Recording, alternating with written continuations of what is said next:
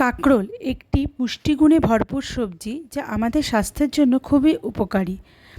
এতে রক্ত পরিষ্কার হয় এবং স্কিনও ভালো রাখে। খুব অল্প তেলে নিরামিষের দিনে এই কাঁকরোল আলু ভাজা করলে গরম ভাতে ঘি দিয়ে একটা কাঁচা লঙ্কা ডলে খেলে এক অনন্য স্বাদের লাগে খেতে।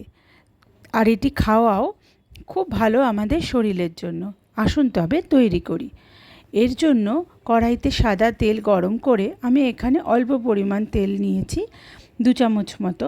তাতে কালো জিরে আর শুকনো লঙ্কা ফোড়ন দিয়ে ছোট ছোট করে কেটে রাখা কাঁকরোলগুলোকে দিয়েছি।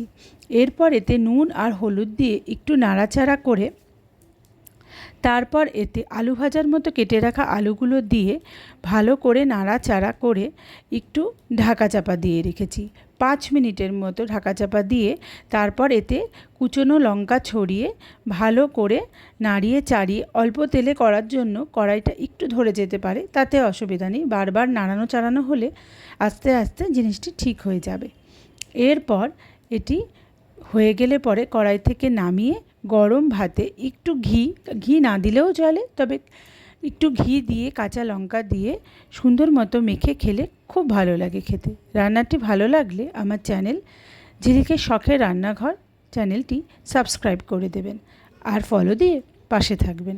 রান্না করে জানাবেন কেমন হয়েছে।